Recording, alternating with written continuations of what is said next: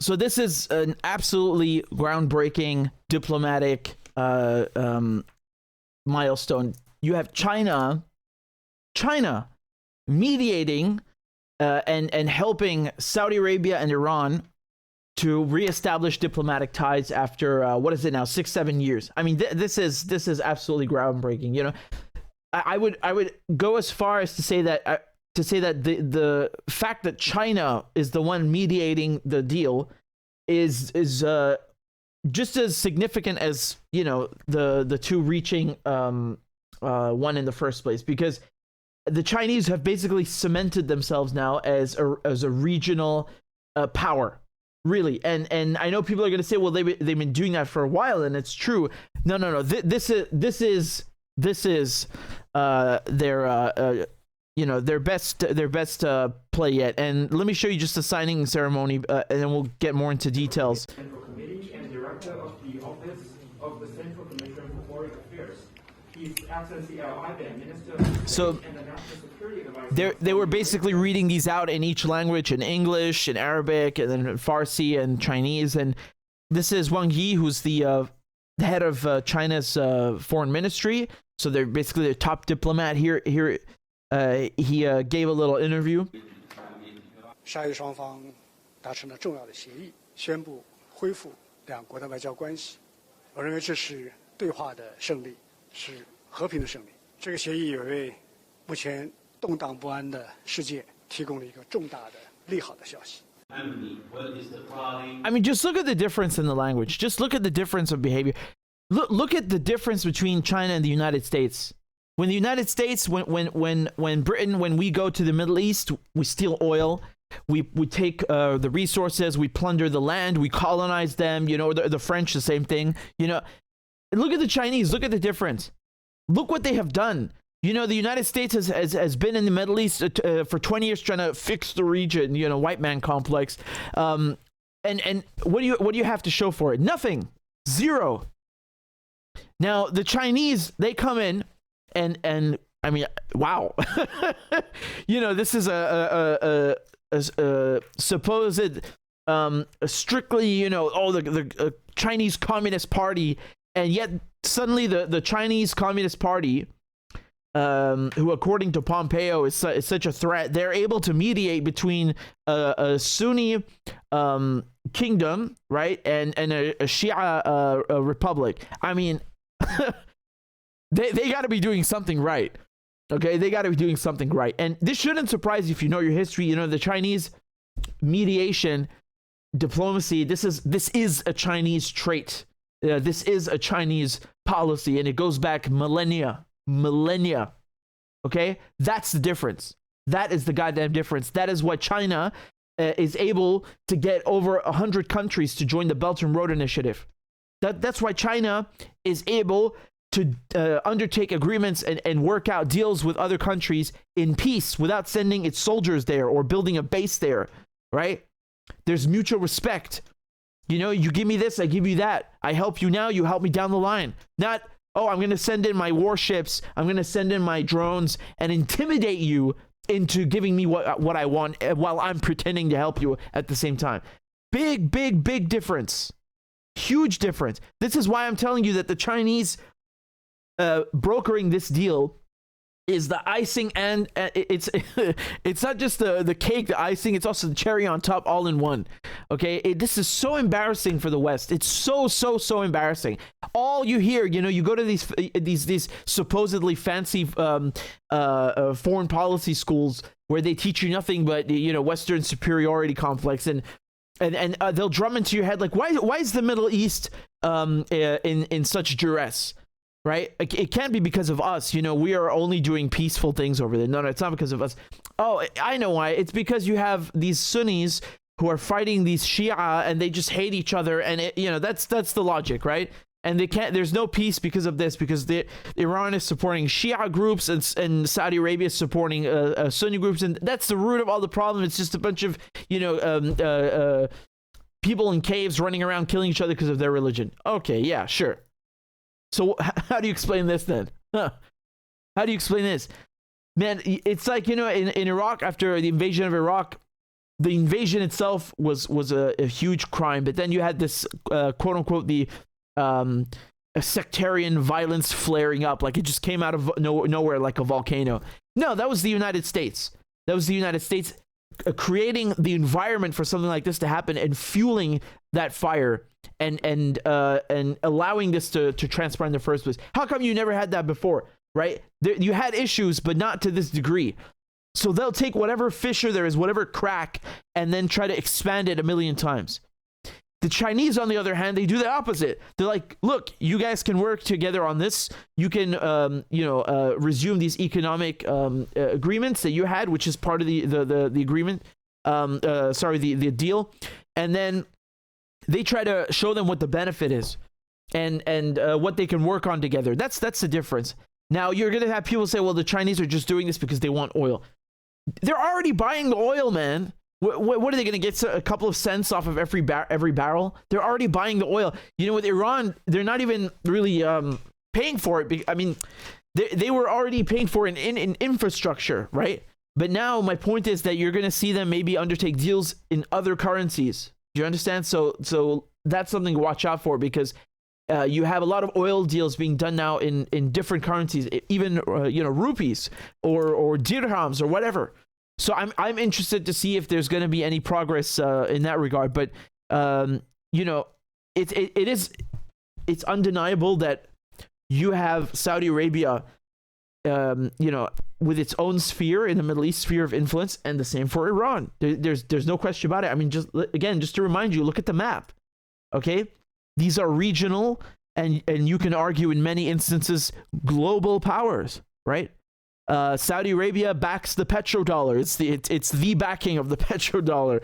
Iran is not the leader, but a crucial member of the axis of resistance. You saw that with the Saudis saying they want to join BRICS, right? Iran saying the same thing, but that was a bit more expected. And you saw the Saudis cutting oil production and then kind of embarrassing Biden with no deal. And now this is really cementing this line of progression in terms of where Saudi Arabia is going to go, because seeing China as the mediator is really just as important as having the deal itself. I think this is a huge win for them on the world stage. Let me tell you just over here the reaction from the. Let me show you just over here the reaction from the Pentagon. Right, this is John Kirby, so their spokesperson. I want to begin with the initial reaction here from the administration on China brokering this deal between Iran and Saudi Arabia. Good news, concerning news, or both? Anything that can bring tensions down in the region is welcome, Chuck. And if this can help us end that war in Yemen, if it can help the Saudi people feel more comfortable that they're not going to be attacked from Houthi rebels that are supported by Iran, then we welcome that. We think it's good for the region. I think it's important for people to remember that one of the reasons that Iran was willing to sit down at the table was, in fact, the pressure they were feeling internally from their own people and externally from the rest of the world by the way they're supporting Russia and Ukraine. Okay, Kurt. Okay, John. Okay, I really, put aside from what he's saying, I like Kirby because his name is funny. He looks funny. He looks like someone who would be in The Office, in the U.S. version. He makes me laugh, and you have to laugh otherwise these people are gonna make you cry, man. Anyway, it's so funny. Like he's dying. He's dying to just shit on Iran, and he's biting his tongue so much. He's like, yeah, well, anything that has peace in the region is good. It's Houthi rebels. Oh man, that's fucking funny. That was really funny. But look, listen. He mentioned Yemen, so let's talk about Yemen. I tweeted this originally in my in my commentary on the deal, and I mentioned Yemen specifically because the war in Yemen is something that was done with the backing of the United States, right? So most of the people that are in Biden's administration now actually started the war in Yemen And I find it so insulting and ballsy that he just sits there and is talking about like, yeah, well, people don't like having Houthi rebels attack them and so on. And hopefully this brings a war to the end in Yemen. Yeah, which you started. Anyway, facts aside, like it's a side point, right? This hopefully is good news for Yemen, because if the Saudis listen to reason, and again, I don't like it makes me sad. I'm saying this in parentheses, but it makes me sad that we have to take such a we have to speak with such heavy blows against Saudi Arabia, because when it comes to Yemen, what happened there is shameful. It's very bad, and I'm not saying this because I like to say anything bad about Saudi Arabia. It's nothing to do with that. It's really nothing to do with it. I think most people there are against what's happening, but I'm hoping that the Saudis are listening to reason, and from what I'm seeing, they are changing their course and their path, and that everything in Yemen, the sanctions stop. I covered the oil sanctions in detail, man. You guys have no clue what those sanctions are doing. Once again, it's like it's almost just as bad, if not worse, than the bombs themselves. Really, it's very easy to picture bombings, but when you put oil sanctions on a country, you destroy them. Lebanon is the second area, because Lebanon is how can I explain this? Lebanon is a country that is wild. It's the Wild West of the East. And any second you could have something ridiculous and crazy happening. And again, I say that with passion, with love to Lebanon, just as I speak with about Saudi Arabia. But my point is that Lebanon is very diverse. You have different factions, from Christian groups to Shia groups to Sunni groups. It's very, very, very diverse. And some politicians inside of Lebanon, are connected to Saudi Arabia. Basically, they enjoy good relations with each other more than others, right? So when you see something like this, you also think that, okay, maybe this will help both sides. So if we're talking about Hezbollah and Iran and people who are close to Saudi Arabia, like Hariri, for example, that they can work together on solving the issue, because the Lebanese pound has basically been in the gutter. I mean, the other day, last week, I think it hit the lowest point, which for me, I can't even grasp what that means. Like, it was already bad enough, right? But it hit its lowest point, and people are not doing well there. There's no medicine. It's hard to come by everything. It's basically like being under sanctions, So when you had Hezbollah bringing in fuel through Iran. I mean, from Iran through Hezbollah into Lebanon, that was good, but it's just a limited amount of help. It doesn't really fix things. Let's see if they can work something out there. So in summary, this is good for Saudi Arabia and good for Iran, but it's also good for Yemen, and it's also good for Lebanon, hopefully. With Syria, it's funny. I should mention Syria, but when we talk about Syria, it's mostly the United States and Turkey. So basically, the Caesar Act sanctions from the U.S. and the Turkish-backed militias, who are standing in the way of the war coming to an end.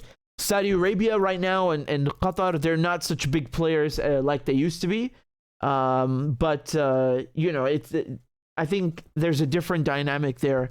You might see also Saudi Arabia having better ties with Syria as a result. Most Arab states are doing that already anyway, so this might be the push they need, but we'll see about that. Syria is kind of a side point in this discussion.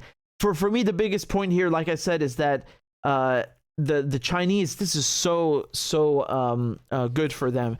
No one expected this. I don't know anyone who expected this or saw this coming, because they've been having talks together in Baghdad in Iraq for a couple of years now, about this. So it's really good for the Chinese. They're showing that there's an alternative model. There's a different way of doing things. There's a peaceful way of doing things, right? It's not we're going to do the same thing but with our guns and our tanks and our this. There's nothing. There is no pressure or force or coercion involved in this deal in any way. In any way, this is not like one of them is a losing party. That's what's so distinctive and substantial about it. And the Chinese being the ones who brokered it, I think for me is like I said, it's just as magnanimous as having the reestablishment of ties itself. Just as important. And it's such a blow to the West. Oh my God, what a blow to Western diplomacy and Western foreign policy. The Chinese have showed us up. They have showed us up, and they've been doing this for a while with the economic model, right? So we thought, okay, we can use the Chinese as a workhouse, you know, where we produce all our goods and then ship them off over here, and we can use their people for cheap labor. And then the Chinese are trying to show us up. Well, not trying, they're starting to, right? And China's booming. They're lifting so many people out of poverty. Their people's income is going up. Their purchasing power is going up. China is on track to become the leading economy, number one economy in the world. And now all of a sudden, because they showed us up, China's a threat. And they're going around and they're doing the Belt and Road Initiative, and they're trying to better the world and do it through economic partnership with no coercion. There's no coercion involved. And now the Chinese have done the same thing as the Belt and Road Initiative, as the New Silk Road. They've done the same thing now with mediation and foreign policy, and they have embarrassed the West, and they have showed us up.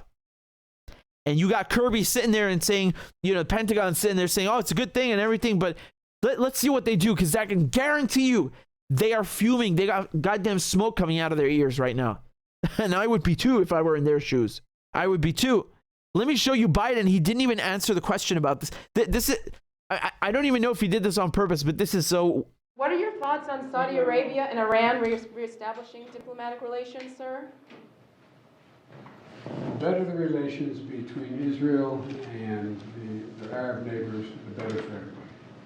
Will you sign the bill the House just unanimously?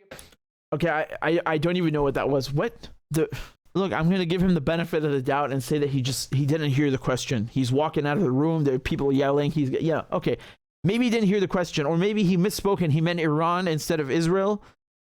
I don't know how you could confuse the two, but it's Biden and you know, he's an old man. I'm not trying to make fun of him or something like that. I'm just saying that's, again, I'm not one to defend Biden usually, but maybe that's what it was. So whatever, we'll give him the benefit of the doubt. And I showed you what the Pentagon reaction was. But we'll see what Biden says in the coming days. Here's an NBC article saying, what does the Iran-Saudi Arabia truce mean for Washington's standing on the global stage? It's not good. That's what it means. That's what I was saying. You already know. And by the way, even in CNN, they were pointing this out in CNN. Look, China has forged good diplomatic relations with countries across the region, driven by strengthening economic ties without the Western lectures on human rights. Yes, you're starting to get the picture. Well done. I was shocked they even wrote this in CNN. I was expecting more, China bad, China communist, China this, China that. This is from NBC. So they say some world leaders hailed the restoration of ties between long-standing enemies, Iran and Saudi Arabia. There were growing fears in Washington that the deal could help spell the end of the United States' preeminence in the region and beyond. Yes. You're starting to catch on. So this is what I was telling you. I haven't read this. I was just telling you what I think, and I'm actually shocked that there are people writing this in the Western press, because it's what it is. I was about to say the French, and begin with the French and the British and all this trying to dominate the Middle East. Really, everybody is trying to do that, you know, since the Greeks and Romans. But my point is that among Western, recent Western powers and colonial powers, man, they have showed you up right now, and China is actually looking like the peacemaker. So they're quoting Aaron Miller, who served as a Middle East policy advisor at the State Department for 25 years. There you go. He said it was really stunning that the Saudis had cut a deal with the Chinese and the Iranians. He said, I think it demonstrates that the United States' influence and credibility in that region has diminished, and that there is a new sort of international regional alignment taking place, which has empowered and given both Russia and China newfound influence and status. It's called BRICS, right? It's called the New Silk Road. It's called the multipolar world. My friends, I told you when the Ukraine war started and we started seeing these ripples in change. This is one of those waves. It's not a ripple. This is a wave of change that you're witnessing right now, live with me, we are witnessing the world stage beginning to shift and take on a new form. The geopolitical world stage is beginning to shift right before your eyes. Pinch yourself, because yes, you are witnessing an important moment in history. Honestly, I'm kind of, like I said, I'm kind of shocked that they're writing this in some Western press outlets, that this diminishes the United States. It does, and I suspect that they'll come in with the China smears and so on in the next couple of days, but there's no way around it, man. There's no way around it.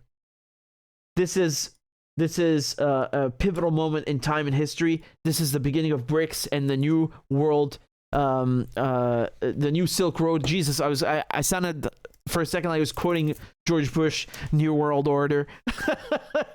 God, those guys, man, they give you they send shivers down your spine. Like I say, guys, this is a really a pivotal moment. Pinch yourself and remember that that it's kind of like, I don't want to exaggerate now. I don't exaggerate, but do you guys remember? Let me ask you a pop quiz question in the comments right now. What is the moment that the French and British lost their status as powers on the world stage? What is the moment? Tell me right now in the chat. Let me see what you got. Let's go. There you go. Suez Canal. Most of you guessed it right. It's the Suez Canal. So when Nasser, shame on him, he had the balls to nationalize his own canal in his own country. How dare he? In case you didn't understand, that was sarcasm, right? Nasser is a boss. Nasser is a G. Nasser has a portrait right up there with the badasses of history. So when he nationalized the Suez Canal, this was considered an affront and an attack in Paris and Whitehall, okay, in l'Elysée and number 10. So what happened is, Israel, who is always in for bombing Arabs, joined up with the UK and the French, and they attacked Egypt all at once in 1956.